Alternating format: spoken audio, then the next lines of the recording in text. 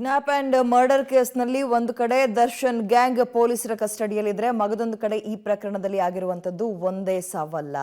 ಆರೋಪಿ 7ನೇ ಆರೋಪಿಯಾಗಿರೋ ಅನು ಅಲಿಯಾಸ್ ಅನಿಲ್ ಅವರ ತಂದೆ ಮಗ ಇಂತಹ ಪ್ರಕರಣದಲ್ಲಿ ಅಥವಾ ಕೃತ್ಯದಲ್ಲಿ ಭಾಗಿಯಾಗಿದ್ದಾನೆ ಎನ್ನುವ ಆರೋಪವನ್ನ ಕೇಳ್ತಾ ಇದ್ದಂತೆ ಹೃದಯ ಬಡಿದುಕೊಂಡು ಸಾವನ್ನಪ್ಪಿದ್ದಾರೆ. ನಿನ್ನೆ ಅವರ ಅಂತ್ಯ ಸಂಸ್ಕಾರವನ್ನ ಮಾಡಲಾಯಿತು. ಈ ಸಂದರ್ಭದಲ್ಲಿ ಕುಟುಂಬಸ್ಥರು ಏನ್ ಹೇಳಿದ್ರು, ಅನಿಲ್ ಭಾಗಿಯಾಗಿದ್ನ ನೋಡ್ತಾ ಹೋಗೋಣ.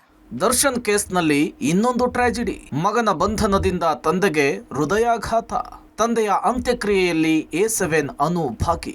ಒಂದು ಕಡೆ ಪವಿತ್ರ ಗೌಡಗೆ ಅಶ್ಲೀಲ ಮೆಸೇಜ್ ಕಳುಹಿಸಿದ್ದಕ್ಕೆ ಚಿತ್ರದುರ್ಗದ ರೇಣುಕಾ ಸ್ವಾಮಿಯನ್ನ ಭರ್ಬರವಾಗಿ ಮಾಡಲಾಗಿದ್ರೆ, ಮತ್ತೊಂದು ಕಡೆ ಬೆಂಗಳೂರಿಗೆ ರೇಣುಕಾ ಕರೆ ತಂದಿದ್ದಕ್ಕೆ ಅನುಕುಮಾರ್ ಬಂಧನವಾಗಿದ್ದಾರೆ.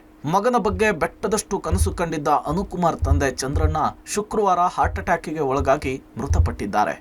ಅನುಕುಮಾರ್ ಬರೋವರೆಗೂ ತಂದೆಯ ಅಂತ್ಯ ಸಂಸ್ಕಾರ ಮಾಡಲ್ಲ ಅಂಥೇಳಿ ಸಹೋದರಿಯರು ಪಟ್ಟಿಡಿದ್ರು.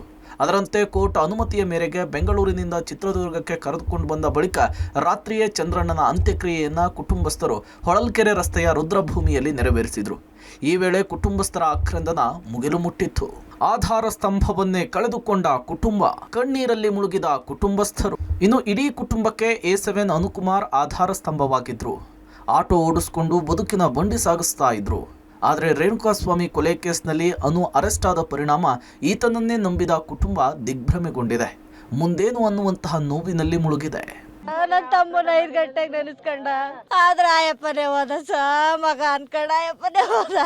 ಅವನೇನು ತಪ್ಪು ಮಾಡಿಲ್ಲ ಅವನೇನು ತಪ್ಪು ಮಾಡಿಲ್ಲ. ಹೋಗಿ ಯಾರೋ ಬಲಿ ಆಗ್ತಾ ಇದಾರೆ ಇದರಿಂದ ಅವ್ರಿಗೆ ಏನ್ ಸಿಗುತ್ತೆ ಲಾಭ ಏನ್ ಸಿಗುತ್ತೆ? ಬಡವ್ರ ಮಕ್ಕಳನ್ನ ಈ ತರ ಯೋಚಿಸಿದ್ರೆ ಮಗ ಬರ್ತಾನೆ, ನನ್ ಮಗ ಏನು ತಪ್ಪು ಮಾಡಿಲ್ಲ, ನೋಡ್ತೀನಿ ನನ್ನ ಮಗನ ಅಂದ್ರೆ ನನ್ ಮಗ ಏನು ತಪ್ಪು ಮಾಡಿಲ್ಲ ಅಂತ ನನ್ನ ಮಗನ್